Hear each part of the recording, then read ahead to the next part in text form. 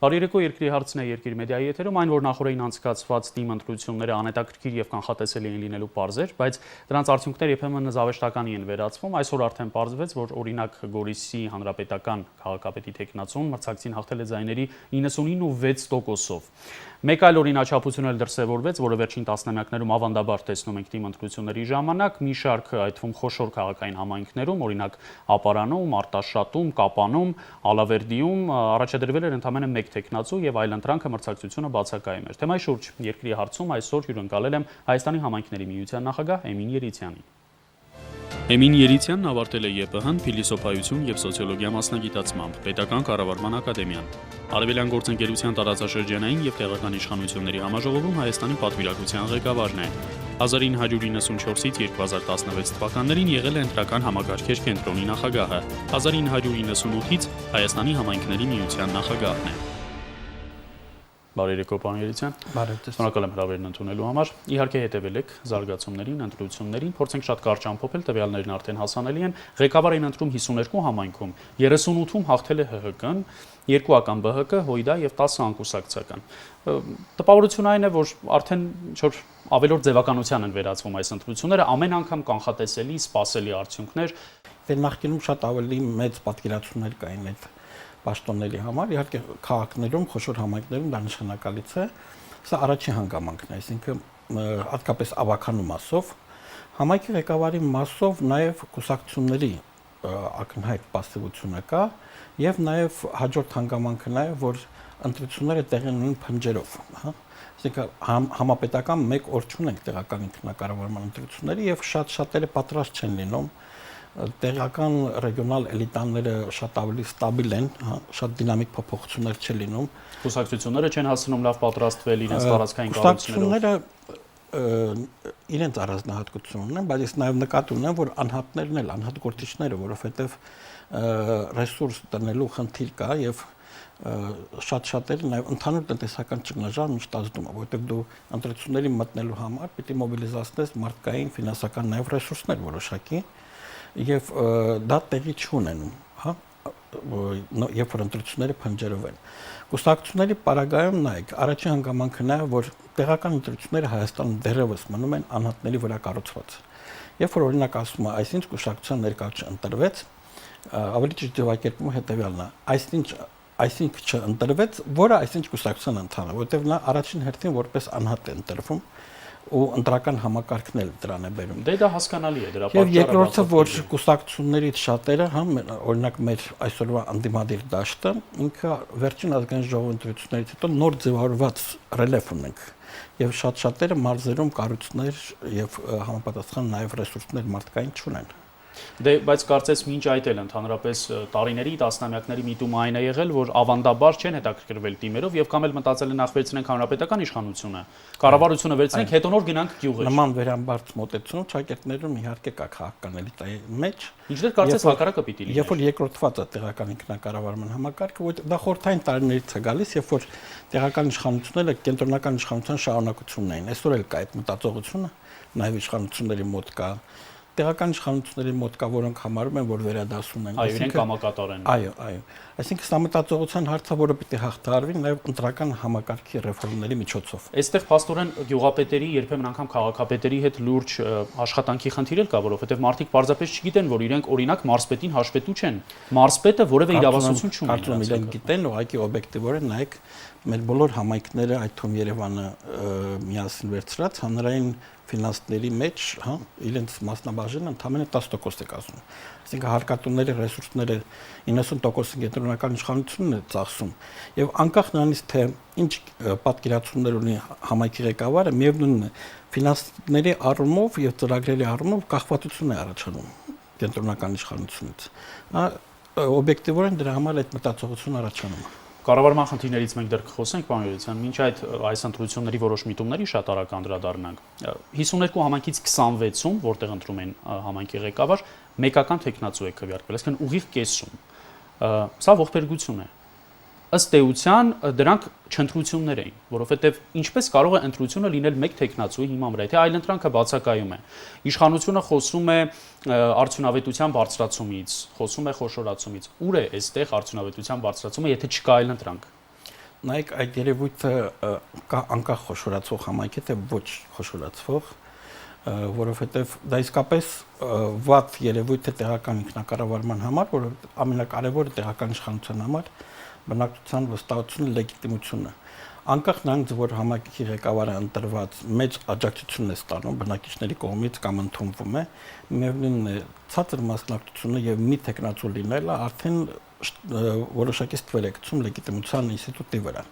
Դուք հիշում եք վերջին տարիների մի դեպք, երբ մեկ տեխնացու է քվեարկվել եւ չի անցել, օրինակ, որևէ քաղաքի քաղաքապետի պաշտոն։ Վերջին տարիներ չէ, բայց շատ շուտ եղել են յուղական համայնքում 90-ականներին։ Ոչ 90-ականներին, այլ ներկայիս տեղական ինքնակառավարման համակարգի պարագայում այ։ Որևէ նման խոշոր դեպք չեք հիշում, երբ ասենք մի քանի հազար բնակչություն ունեցող համայնքում։ Իհարկե ոչ, չէր կարող լինել, որովհետև ի վերջո տեխնացուն իր կողմնակիցներով մոբիլիզացնում է իր կողմնակիցներին եւ կողմնակիցները միշտ ավելի մոտիվացված են լինում, քան դեմ քվեարկողները։ Գիտեք, դեռ հարց է տեխնացուն, երկրորդ տեխնացուն, որն առաջադրվում է հիմնականում ձևականորեն եւ հիմնական ֆավորիտի հետ պայմանավորվածությամբ, լավ է թե վատ, որովհետեւ դա էլ արդեն ձևի երկրորդ կողմն է, այսինքն եթե ձևի համար ընդհանրապես պետք է երկրորդ տեխնացուն առաջադրվի, ինչպես Սամվել Հարությունյանը Գորիսում, որը քարոզարշավել չարեց, որը ինքը չմասնակցեց ընտրությանը, եւ այս երիտասարդը Արուշ Արուշանյանը ձայների 99.6% է հավաքում։ Դուք նման բան հիշում եք Հայաստանի պատմության մեջ։ Այդ դեպքում Գորիսի դեպքում դա նույնն էր թե մեկ տեխնացուով ընտրությունների գնալ, դրա համար այդ երևույթը կա։ Բայց ես հիմնական եզրակացությունը այս ընտրություններից մեկն է, որ ընտրական համակարգը տեղական մակարդակում անպայման պիտի փոխվի։ Եվ չպետք է սպասել, որ օրինակ նույն խոշորացման ռեֆորմը ավարտին հասցվի նոր։ Այլապես մենք կգանք մի իրավիճակի, երբ որ բոլոր համայնքներում կարիք կունենանք նոր ընտրություններ անել նոր համակարգով։ Նույն խոշորացման պարագայում մենք արդեն մի քանի դրսևորումներ ենք տեսնում, հա, նախկին խոշորացումներով ու այս դեպքում էլ, երբ որ բնակավայրը կորցնում է իր ներկայացական ձայնը ավականու կազմում։ Եթե առաջ ուներ համայնք էր ու ուներ իր ձայնը, տվյալ պարագայում բնակավայրը ներկայացուցիչ է ասում, է։ Վարչական ներկայացուցիչ դա ադմինիստրատիվ է, խոսքը ավականու կազմում, հա։ Քանի որ բնակավայրի բնակիչների ձայները քիչ են, հա, նրանք կորցնում են իրենց ձայնը, ավականու ներկայացուցիչ չունեն։ Այսինքն սա բերում է որոշակի դիսբալանսի ու քվոտաների մեխանիզմը չեն կարող կիրառել, որովհետև որոշակի էլի անհամաչափություններ կստանանք, օրինակ եթե կիրառեն Կապանի խոշորացված համայնքում, փոքր գյուղերից կլինեն ներկայացուցիչներ, եթե քվոտա կիրառվի։ Այսինքն պահանջը, որ ավականու ընտրական համակարգը արդեն դարձնենք համամասնական, արդեն ակնառու եմ կարծիքով։ Նաև այդ խնդիրներ այսօր մայրուղի բերել շատինեցիներին։ Մարդիկ դժգոհ են, որ իրենց խոշորացված համայնքը պետք է քարագլուխի գյուղապետը ղեկավարի, մինչդեռ երբ նայում ենք ձայները գրեթե հավասար են 1800 քանի եւ 1900 քանի, այսինքն սա խոշորացման առաջին եւ կարեւոր թերություններից մեկն է, երբ մարդիկ, որոնք գրեթե հավասար ձայն են տվել, չեն ուզում այդ գյուղապետի ենթակայությամբ աշխատել։ Այդ ռիսկը խոշորացման ժամանակ միշտ էլ կար, հա, երբ որ մենք դիտարկում ենք, երբ որ մի քանի համայնք միանում են, մեկ համայնքի ներկայացուցիչ դառնում է մյուսի համայնքի ղեկավարը, հա։ Նման ռիսկ կար, որի դրսևորումը մենք այսօր տեսանք, բայց այդ ռիսկերը պիտի հաղթահարվեն։ Իմ կարծիքով նաև այս ընտրությունների դասերով պետք է խոշորացման կամ վարչատարածքային փոփոխությունների կոնցեպտում որոշակի ճշգրտումներ ունենանք, որովհետև ինչպես Վայոց ձորի դեպքում հա մի քանի համայնքներ խմբերով են միավորվում, այս դեպքում այդ տեսակ հակասությունները ավելի առաջին պլան են գալիս, բայց այն վայրերում, որտեղ որ խոշորացումը տեղի ունի նախկին տարածաշրջաններով, հա, ասենք Բերդի տարածաշրջան, Ապարան, Կապան, այս ամբողջական նախկին փորձը կա ենթակառուցվածքներով, նման խոշորացումների դեպքում նման երևույթները ավելի քիչ կլինեն կամ չեն լինի, կբացակայեն։ Մասնակցության ցուցանիշը ձեզ համար բավարար է, 50%-ը կարծես շատ ցածր չէ, նորմալ է դիմի համար։ Դա միջինացված ցուցանիշ է, միջինացված է բոլոր համայնքների։ Այո, 15%-ից մինչև 70 եւ ավելի տոկոս է։ Միջինացվածը իհարկե բավարար չի եւ երբ որ այդ ցուցանիշը միջինացված մենք ստանում ենք, դա ստանում ենք նաեւ խոշոր համայնքներում մասնակցության հաշվին։ Դե հիշեք Երևանի ավականու ընտրությունների մասնակցության սարսափելի ցածր ցուցանիշը, որը 50%-ի էլ չէր մոտենում։ Երևանում էլ այդ երևույթը նաեւ պայմանավորված էր էլի կուսակցությունների պասիվությամբ։ Երբ որ խորհրդարանական երկու քաղաքական ուժ չմասնակցեցին, այսինքն հանգամանքները տարբեր են, բայց այս դեպքում դա ցածր ցուցանիշ է, որտեղ պետք է նայել թե քանի համայնքում է 70 եւ ավելի տոկոս գրանցվել, քանիսում ոչ, դա էլի մրցակցության հետ կապված է։ Իդեպ կարծես թե գյուղական համայնքներում սովորաբար մասնակցության ցուցանիշ ավելի բարձր է լինում, քան քաղաքային համայնքներում։ Գյուղերում բոլորը բոլորին ճանաչում են եւ միմյանց նկատմամբ պարտավորությունների մեջ։ Այս դեպքում կարծեմ այդ օրինաչափությունը չի, ինչքան համայնքի ղեկավար ավականու միաժամանակ ընտրվելու հանգամանքը, մրցակցություն լինելու հանգամանքը եւ այլն։ Օրինակ, եթե միտեղ տեխնատորները քիչ են, մրցակցությունն էլ քիչ է, հա։ Մեկ այլ վայրում, օրինակ Արենի խոշորացված համայնքում 70 եւ ավելի տոկոս ակտիվություններ, այսինքն սա պայմանավորված է այդ թվարկած հանգամանքներով։ Ձեզ համար անձամբ այս ընտրություններում որևէ անակնկալ եղավ կամ որևէ տեխնացուի հաղթանակի կամ պարտության տեսքով եւ կամ էլ որևէ միտումի տեսքով, որը չէիք սպասում, այսքան տարի դիտարկում եք թիմ ընտրությունները։ Ճիշտն ասած չէ, որովհետեւ ամեն ինչ ընթացավ բնական օրինաչափություններով։ Կանխատեսումներով, այո, այո։ Թեև մի քանի համայնքապետեր, որոնք հավակնում են շարունակելու պաշտոնավարում, ինչպես օրինակ Ճամբարակի կամ Աղթալայի հանրապետական համայնքապետերը, իրենք չեն շարունակի պաշտոնավարել, սա էլ էր զարմանալի։ Զարմանալի չէ, որովհետեւ մրցակցություն կար բոլոր դեպքերում ընտրությունները իրենց համար, կարծես իրենք առավել քան վստահ են իրենց հաղթանակի հարցում։ Բոլոր ընտրություն անցնողները գիտեն, որ անկախ նրանից թե իրենք ինչքան աջակցություն ունեն, միևնույն մրցակից լինելու դեպքում ընտրությունները միշտ արդեն ստանում են անկախատեսելի։ Մի քիչ այլ մեկնաբանություն կա, պարոն Երիցյան, որ իշխող կուսակցությունը չցանկացավ նրանց տեսնել քաղաքապետի պաշտոնում, այսինքն չաշխատեց այնպես, ինչպես կաշխատեր, եթե շարունակեր նրան տեսնելու ցանկության դեպքում։ Չեմ կարծում, նայեք, ես էլի հակառակից կամ, որովհետև երբ որ մենք ասում ենք կուսակցություն, իշխող թե ոչ, նա իր գործունեությունը իրականացնում է իր կուսակցական կառույցների միջոցով, հա։ Այդ նույն համայնքի ղեկավարները նաև կուսակցության տեղական կառույցներն են ներկայացնում։ Այսինքն թե ինչքանով է մոբիլիզացվում կուսակցությունը իր ռեսուրսները, դա մի հարց է։ Տեղեր կային, որ իհարկե հանրապետական կուսակցությունը ուներ մի քանի տեխնացու։ Հիմա այդ մասին էլ կխոսենք, դա շատ հետաքրքիր է։ Բայց կարծում եմ ամեն դեպքում, նույն Աղթալայի դեպքում, Ճամբարակի դեպքում մրցակցություն կար։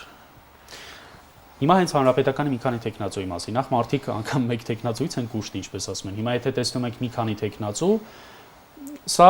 մոլորության մեջ է գցում եւ առաջնահերթորեն կասկածի տակ է դնում այդ կուսակցության գիծը։ Այսինքն, եթե կուսակցությունը չի կողմնորոշվում, չունի որոշում, ով պիտի լինի իր համայնքում իր ներկայացուցիչը, կուսակցությունը ի վերջո պետք է մեկ ներկայացուցիչ ունենա։ Այսինքն, այդքան բազմաճյուղ կուսակցություն է, որ տարբեր հանրապետականներ ազատ են առաջադրվելու, այդպես է։ Նայեք, տեղական ընտրություններում մարդիկ քաղաքացիները չեն ընտրում ըստ կուսակցության սկզբունքի, ընտրում են անհատին։ Նրա կուսակցական գործունեությունը, պատկանելիությունը նրա քաղաքական գործունեության իմիջի մի մասն է կազմում, բայց ընտրում են կոնկրետ անհատին։ Մոտիվացիան քվեաթերթիկը լրացնել գցելու միայն դա է, ոչ թե կուսակցությանը։ Նույն Գյումրիի Վանաձորի դեպքում, հա, երբ որ համամասնական ընտրակարգ դրվեց, միևնույն այս երկուսը սիմբիոզով են գործում, այսինքն անհատ տեխնատորների վրա էր շեշտադրում ամբողջ քարոզարշավը, մոտիվացիան, քվեարկությունը, ոչ թե կուսակցական։ Կուսակցականությունը դա երկրորդային է ավելի այս պահին։ Մի քիչ խոսեցինք խոշորացման մասին, ուզում եմ շարունակենք եւ բովանդակային դարձնենք ավելի այս քննարկում, ուզում եմ հիշեցնել այդ մասին ձեր ասած մի խոսք, վերադառնանք եւ մեկնաբանենք։ Խոշորացման հիմնական նպատակը պետք է լիներ ապակենտրոնացումը։ Պետության լիազորությունները պետք է փոխանցվեն համայնքներին, որ թիմերն ավելի գործունակ ու արդյունավետ լինեն։ Եթե ապակենտրոնացում չկա, մնում ենք նույն տեղում։ Փաստ է, որ այսօր հարկատուների ֆինանսական միջոցների 90%-ը ծախսում է կենտրոնական իշխանությունը, ինչը մեծ դիսբալանս է առաջացնում։ Էմին Երիցյան։ Դժգոհությունները գիտեք, որ չափազանց շատ են խոշորացումներից, դրանք երբեմն շատ արհեստականորեն են արվել, մարդիկ դուրս են գալիս մայրուղիներ են փակում։ Դուք անձամբ, որպես ոլորտի փորձագետ, գոհ եք խոշորացումը գնաց ձեր ուզած ուղով, այնպես ինչպես պատկերացնում էիք։ Նայեք, խոշորացումը ինքը վարչատարածքային համակարգի փոփոխության գործիք է։ Ես ինքս կողմնակից չէի այս ճանապարհով գնալուն, ես կողմնակից էի երկաշրջան համակարգ կառուցելուն Հայաստանում, այսինքն երբ որ համայնքները ունեն ինքնակառավարման իրավասություն, բայց նաև ռեգիոնների կամ շրջանների մակարդակով մենք տալիս ենք ինքնակառավարման ինստիտուտ ենք ներդնում։ Այդպիսի առաջարկի եղել է։ Իհարկե դա միշտ քննարկվում է եւ աշխարհի երկրների մեծ մասում դա գործում է, որովհետեւ ինքնակառավարման ամբողջայությունն նրանում է, որ թե լիազորությունները ոնց տեղաբաշխել տարբեր մակարդակներում, հա, ասենք սուբսիդիարության սկզբունք, որ խարտիայով ասվում է տեղական ինքնակառավարման, դա նաև որ լիազորությունը, եթե հնարավոր է, պետք է փոխանցվի ներքև։ Վարչատարածքային ռեֆորմների պահանջ Հայաստանում միշտ կար, որովհետև նայեք այսօր պետությունը մարզպետարանների միջոցով նաև իրականացնում է շատ լիազորություններ, որոնք իրենց բնույթով տեղական են։ բայց պետությունը չէր կարող դրանք կտրտել ու բաժանել մանր համայնքներին, հա։ Եվ այս իմաստով վարչատարածքային համակարգի փոփոխություն պետք է լիներ, որպեսզի ունենանք միավորներ, որոնց հնարավոր կլինի փոխանցել ենթակառուցվածքներ եւ կառավարման համակարգեր, հա։ Հիմա այս տեսքով կարծես թե մարզպետարաններն էլ խիստ անարդյունավետ են, հասկանալի չէ նրանց գործառույթների շրջանակը։ Այո, երկու հանգամանք։ Նայեք, մենք Վայոց-Ձորում եւ Սյունիքում ունենում ենք 7 թե 8 համայնքներ եւ 1 մարզպետ։ Իմ կարծիքով մենք ակտուալ է դառնում նաեւ ռեֆորմները այս ոլորտում, որովհետեւ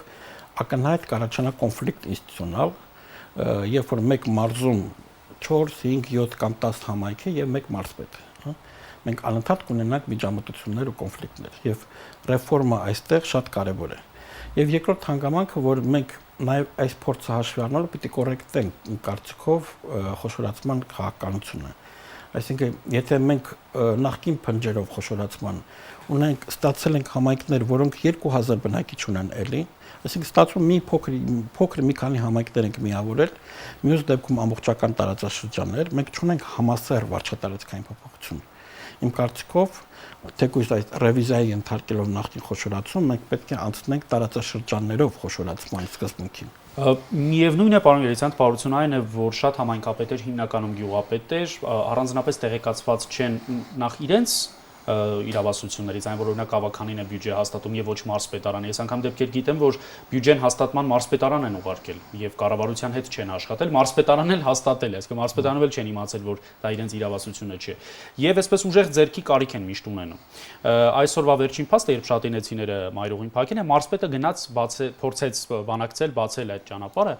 Տպավորությունն այն է, որ մարզպետի հիմնական գործառույթներից մեկը գյուղացիների հետ բանակցել, ճանապարհ բացելն է, այսինքն որևէ այլ խնդիր ոտքի վրա շփումներից տարբեր կամ գիտեք որ մթերումների հետ կապված խնդիրներ են լինում Արարատի, Արմավիրի մարզպետերն են անձամբ միջամտում, այսինքն բացի իրենց անձնական հեղինակությունը գործի դնելուց որևէ այլ բանով գործառութային չեն զբաղվում այս մարդիկ։ Չէ, ունեն, զբաղվում են իհարկե եւ ես կասեի նույնիսկ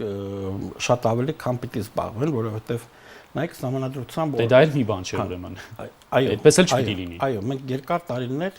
մարզերում պետական կառավարումը իրականացում էր դեռ առաջին նախագահի հրամանագրով, որոնք որոշակի առումով կոնֆլիկտի մեջ են շատ օրենքների հետ, հա։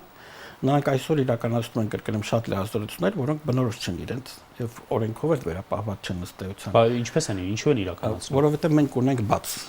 Հայաստանում մենք ունենք օրենսդրական բաց, կառավարման համակարգի բաց ու օրինակ որ ոլորտում, պարոն Երիցյան, որտեղ են իրենք ինքնագործունեություն թույլ տալիս։ Ինքնագործունեություն չի դա, նայեք օրենքով չարգելված գործունեություն։ Մեր մոտ դեռևս կան օրենսդրության մեջ հակասություններ, հա, մի օրենքով թույլատրվում է, մյուսով չէ, մարզպետները ունեն մի քանի հիմնական գործառույթ։ Առաջինը դրանք պետության ներկայացնեն տարածքում, այսինքն ծրագրեր համակարգել եւ այլն։ Երկրորդը իրականացնում են վարչական եւ իրավական վերահսկողություն համայնքների գործունեության նկատմամբ։ Մյուս բոլոր գործունեությունները իրենք ըստ էության պետական տարածքային կառավարման չեն։ Դրանք պիտի ապագայում կամ հիմա փոխանցվեն համայնքներին, հա։ Սա իդեալական կամ հստակ պատկերն է, որը մեր նաեւ օրենսդրական համակարգում պիտի գործի։ Բայց մենք ունենք այսօր այն, ինչ ունենք, որտեղ խորհրդային տարիներից մենք անցում կատարեցինք մեկ բնակավայր, մեկ համայնք համակարգին, ու նայեք, ասենք նախկին շրջաններում մենք ունենք ենթակառուցվածքներ կառավարման։ Դրանք պետք է մնային օդում կախված, հա։ Դրա համար պետական կառավարումը ստանձնել է այդ բոլոր ամբողջ ծավալը լիազորությունների։ Դարձյալ վերադառնանք բուն ընտրություններին, դուք եւս արձանագրեցիք, որ ավականու անդամների ընտրությունները միշտ ավելի ակտիվ են անցնում, ավելի շատ ընտրողներ են գնում տեղամասեր, քան համայնքի ղեկավարի ընտրությունների դեպքում։ Ոչ թե այդպես, այլ ավականու ընտրությունների պարագայում ավելի շատ մարդ է մասնակցում քրեակցությանը։ Այո, ավականները իրենց հետ մոբիլիզացնում են, բայց այն պարագայում, երբ որ ավականների մեջ էլ կա մրցակցություն։ Այսինքն այս երևույթն էլ կա։ Ամեն դեպքում պայքարը քաղաքական չէ, խնդիրը քաղաքական չէ։ Խնդիրը ընդհանրապես ազգուտակերի, ցեղերի միջև հարաբերությունների բարձումն է ավականի անցնելու։ Կողմնակիցների, աջակիցների, այո։ Եվ անգամ այսօրվա դարձյալ վերադառնանք այդ դեպքին, երբ շատինեցիները դուրս են եկել մայրուղի, սա էլ մեծ հաշվով քաղաքական խնդիր չէ։ Սա այսինքն տարածքում ինքնակազմակերպման եւ միմյանց միջև հարաբերությունների բարձման խնդիր է։ Այստեղ հոգուսակցությունները իրար հետ չեն, հատկապես որ երկուսն էլ ՀՀԿ-ական են։ Հա, կուսակցությունների խնդիր չկա, նայեք, ավելի շատ խնդիրը որոշումների կայացման ընթացակարգին է վերաբերվում։ Սովորաբար վարչատարածքային փոփոխություններ անելուց, անկախ նրանից բնակիչների կարծիքը ի վերջո հաշվի պիտի առնվի թե չէ, ճիշտ կլինի քննարկումները անելի արժեք։ Բնակչության կարծիքը հաշվի առնել, նրանք լսված լինեն եւ դրանից հետո որոշում կայացնել խոշորացման հետ կապված։ Այս պարագայում նման հետադարձ ռեակցիաներ ավելի քիչ կլինեն բնակչության կողմից դժգոհություններ, որովհետեւ նրանք քննարկման բոլոր փուլերով անցած կլինեն, հա։ Բայց հիմա բարոյական կամ հոգեբանական ինչ-որ տեղ ունեն բողոքելու, հա, որովհետև իրենց ձայնը շատ լսելի չի եղել։ Բայց խնդիրը այստեղ ընտրությունը չէ։ Ստացվում է, որ անգամ պարտված տեխնացում, պարտված ճանաչված տեխնացում վերահաշվարկի դիմում չի տվել, առնվազն մի քանի ժամ առաջվա տվյալներով։ Այսինքն մարդիկ ոչ թե ասում են մենք համաձայն չենք ընտրությունների արդյունքների հետ եւ դրա համար էլ սա քաղաքական խնդիր չէ, այլ ընդհանրապես միավորված համայնքի կանոններին ենք դեմ եւ ուզում ենք, որ շատին համայնքը կամ շատին բնակավայրը ղեկավարի շատինեցին եւ ոչ թե քարագլուխի յուղը։ Կարծում եմ դա արդեն ժամանակավոր է։ Արդեն գնաց կգնացի։ Որովհետև օրենսդրորեն, երբ որ ազգային ժողովում քննարկումներ են, երբ որ դա ընդունվել է, համայնքը կարող է իր կարծիքը ժամանակին արտահայտել, հա։ Մենք ունենք համայնքներ, որոնք իրենց ձայնը բարձրացրեցին, ինչ որ բանակցություններ գնացին, քննարկումներ եւ խոշորացման այդ կոնկրետ դեպքերում ինչ որ փոփոխություններ տեղի ունեցան։ Տվյալ պարագայում կարծում եմ արդեն ռուսները որ ասում են post դրակի կուլակամի նիմաշ տարբերակ։ Հիմա սա էլ հաշվի առնելով պարոն Երիցյան, այսինքն փոքր համայնքներում, գյուղերում արկա մտածելակերպը եւ անձանց հետևից են գնում եւ ոչ թե քաղաքական ուժի բարձ է։ Դուք բա ինչպես եք առաջարկում, որ համամասնական ընտրակարգի անցնեն ավականիները։ Նայեք, երբ որ մենք խոսեցինք, որ կուսակցությունների համար ընդհանրապես տեղական ինքնակառավարումը երկրորդված է, դասական առումով տեղական իշխանությունների ու կենտրոնական իշխանությունների կապը կուսակցությունների միջոցով է ապահովում։ Հա, դրսի երկրներում էլ ցանկացած եւ երբ որ ընտրվում է անհատներից կազմված ավականի, այդ գյուղը կարծես ինքնափոփ, ինքնուրույն ապրում է, հա, ինքը իր յուղի մեջ տապակվում է եւ ազգային մակարդակում գործող կուսակցությունները պատասխանատվություն չեն կրում այս գյուղում ավականու գործունեության համար։ Երբ որ մենք դա դարձնում ենք համամասնական ընտրակարգ, մենք երկու համակարգերը փոխկապակցում ենք քաղաքական երկու ընտրովի ինստիտուտներ, ազգային ժողովի եւ տեղական ընտրությունները։ Եվ կուսակցությունները իրենց թիմերով մասնակցելու պարագայում կսկսեն պատասխանատվություն կրել յուրաքանչյուր կոնկրետ համայնքում ավականու գործունեության համար։ Եվ բնակչությունը ազգային մակարդակի ընտրություններում էլ կսկսի կուսակցության համար քվեարկել, նաև հաշվի առնելով թե նրանց թիմը ավականու ինչպես է աշխատում։ Դա շատ հեռավոր ապագայի բան եք ասում։ Կարծես տասնամյակների մեր մտածելակերպի փոփոխություն պիտի տեղի ունենա։ Չէ, ինչ նայեք, մենք ունենք Երևան, Վանաձոր, Գյումրի դեպքերը, երբ որ ընդամենը 1 տարվա ընթացքում կուսակցությունները թեկուզ ընդդիմադիր որոշակի հարթակ են ձեռք բերում։ Ձեր ասածները խոշոր քաղաքային համայնքներ են, խոսքը գյուղերի մասին է։ Գյուղերում էլ դա կարող է գործել, դժվար է պատկերացնել։ Առանց որևէ մանավանդ որ մեր դեպքում արդեն մենք ոչ թե խոսում ենք գյուղերի մասին, այլ արդեն խոշորացված համայնքների, հատկապես տարածաշրջանների մասին։ Ամփոփենք դարձյալ քաղաքական ուժերի հասցեին մեր գնահատականներով, որովհետև առավել քան զարմանալի էր քաղաքական ուժերի մեծամասնության չմասնակցությունը։ Խորհրդարանում ներկայացված ուժերն են միայն մասնակցել հանրապետականի բացահայտ գերակշռությամբ, Դաշնակցությունը եւ Բարգավաճ Հայաստանը շատ փոքր ցուցանիշ են արձանագրել մասնակցության եւ երկուական հաղթանակի դեպք եւ մեկ էլ քաղաքացիական պայմանագիր կուսակցությունը երկդաշինքից մեկ դեպք էլ կար համերաշխություն կուսակցությունն է իր տեխնացուիներ առաջադրել։ Մնացած բոլոր քաղաքական ուժերն իրենց ձեռքերը լվացել են, ավելին մարդիկ ասում են մենք օլիմպիական սկզբունքով չենք ուզում մասնակցել։ Ինչու՞։ Ձեզ համար հասկանալի է ընդհանրապես այս process-ը թե ոչ։ Այո, իհարկե, դրա համար ես կրկնեմ, կուսակցությունների համար դա մարդկային ռեսուրսներ շարժի մեջ դնել, ֆինանսական ռեսուրսներ շարժի մեջ դնելու խնդիրն է եւ այս պարագայում անհատները առաջադրվելով տեղերում, որ իրենք պիտի կուսակցության ոնց որ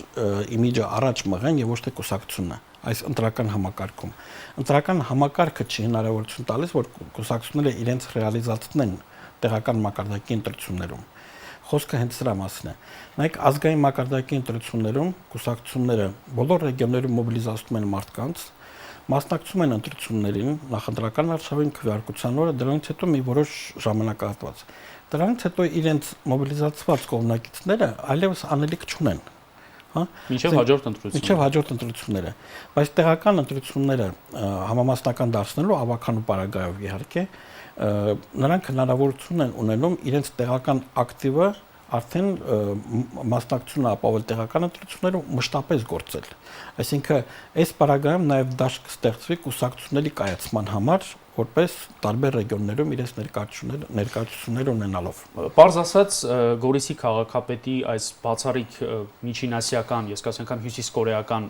թիվը 99.6%, սա անդիմության մեղքն է, որ անդիմությունը չի կարողացել նորմալ ռեսուրսային տեխնացու առաջարկել։ Չեմ կարծում դա Գորիսին բնորոշ իրավիճակ է։ Դա մեկ, երկրորդը նայեք Գորիսում քաղաքապետերի գալը որոշակի ամպլիտուդաներով է, հա, եւ բնակչությունը իհարկե ասենք նախորդ ընտրություններից հետո կարծես թե արդեն մյուս ծայրահեղության մյուս աջակցությունն է դրսևորում։ Այսինքն նրանք նոր ընտրություն են կատարել